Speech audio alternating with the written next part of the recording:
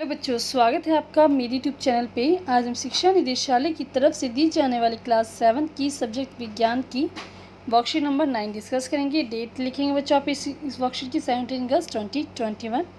Worksheet को start करने से पहले आपसे बच्चे प्लीज़ मेरे चैनल ऋषभ कंप्यूटर क्लासेस को सब्सक्राइब करना ना भूलें बच्चों। तो देखते हैं आज की वर्कशीट। आज की वर्कशीट आपकी हिंदी मीडियम साइंस की है बच्चों। ये इसमें पढ़ेंगे मानव में पोषण, मानव में पाचन। ठीक है, मानव में पाचन पढ़ेंगे हम कि किस प्रकार जो मनुष्य है वो भोजन लेते हैं तो उसका किस प्रकार भोजन का पाचन किया जाता है। तो इसके विभिन्न अंगों के द्वारा किया जाता है। तो फर्स्ट हम पढ़ेंगे मुख एवं मुख गुहिका।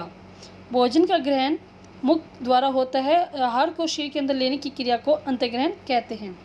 तो जो बच्चों हम भोजन खाते हैं वो कहाँ से ले जाते हैं? मुख के द्वारा ले जाता है और इस प्रक्रिया को हम बोलते हैं बच्चों अंतर्ग्रहण बच्चों। नेक्स्ट है भोजन नली ग्रीसिका। निगला हुआ भोजन ग्रास नली यानी कि ग्रीसिका में जाता है। तो जो भोजन पच जाता है वो कहाँ जाता है बच्चों? ग्रीसिका। ये क्या है?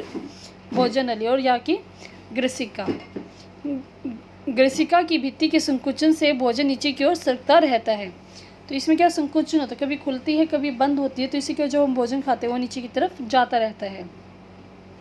ठीक है, नेक्स्ट हम पढ़े बच्चों यकृत के बारे में। ये हमारी जीभ दिखाई गई है। यकृत क्या होती है? यकृत शरीर की सबसे बड़ी ग्रंथि है। ये क्या करती है? पित्त रस स्रावित करती है जो एक थैली में संग्रहित होता रहता है। ठीक है, देखिए ये क्या बच्चों आपका यकृत है जिसको हम इंग्लिश में लीवर बोलते हैं। तो यकृत से एक पित्त रस निकलता है। ठीक है, वो एक थैली में स्टोर होता रहता है जिसे हम पित्ताशय कहते हैं। तो जिसमें स्टोर रहता है पित्त रस उसको बोलते हैं पित्ताशय।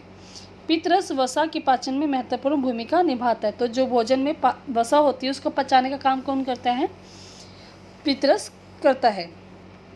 नेक्स्ट बच्चों हमारा है अमाशय। अमाशय मोटी भित्ति वाली एक थैलीनुमा संरचना है। तो ये क्या मोटी संरचना, जैसे ये क्या हमारा अमाशय है। यह एक और ग्रीसिका यानी ग्रास नली से खाद्य पदार्थ प्राप्त करता है तो दूसरी ओर क्षुद्रांत में खुलता है। ठीक है, देखो आपको दिखाई दे रहा है अमाशय को कहाँ से मिला बच्चों? यहाँ पे ग्रीसिका से आ रहा है इसमें भोजन, और जो पीछे से ये देखो यहाँ से किसमें खुल रहा है बच्चों? स्मॉल मतलब क्षुद्रांत में खुलता है। ये क्या पीछे से दिखेगा बच्चों को? ये क्या है? क्षुद्रांत है। ठीक है, क्षुद्रांत में खुलता है ये।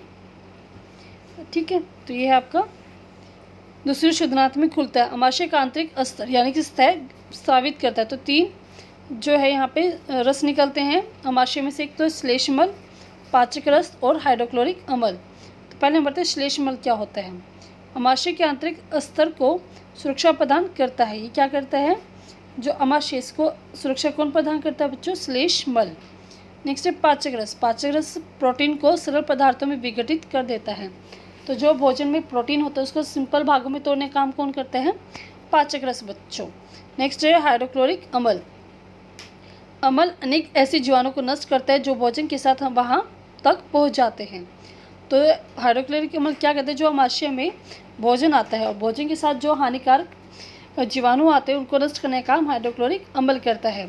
साथ ही यह माध्यम को अम्लीय बना देता है जिससे पाचक रसों को क्रिया करने में सहायता मिलती है। ठीक है, तो क्या करता है?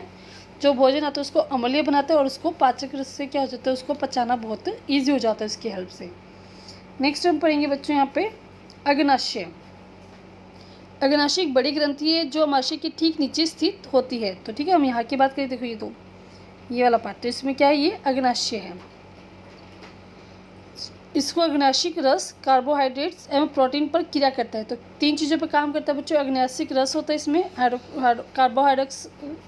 कार्बोहाइड्रेट्स और प्रोटीन पर ही काम करता है तथा उनको सरल पदार्थों में परिवर्तित कर देता है। जैसे कि तो अग्नाशिक जैसे कार्बोहाइड्रेट को क्या करता है? ये सरल शर्करा जैसे ग्लूकोज में बदल देता है।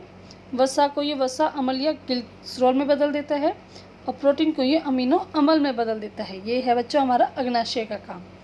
नेक्स्ट है हमारा शुद्रांत। ठीक है, शुद्रांत देखते हैं हम।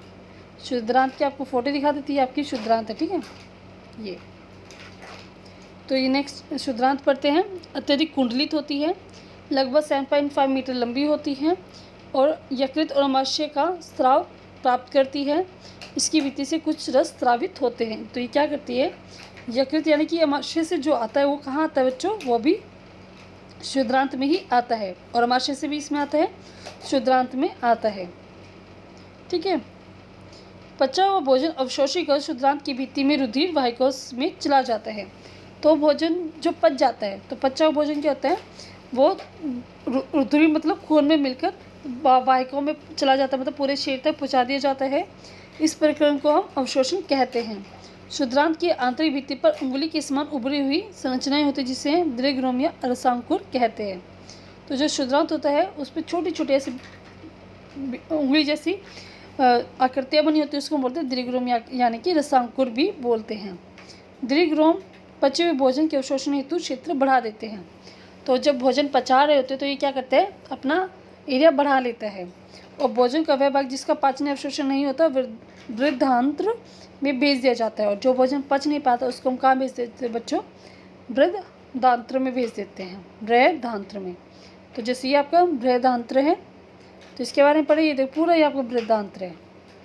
तो ये क्षुद्रांत की अपेक्षा चौड़ी होती है। क्या होता है, जो क्षुद्रांत क्या होता है थोड़ा छोटा होता है, ये क्या होता है ज़्यादा चौड़ा होता है, ठीक है।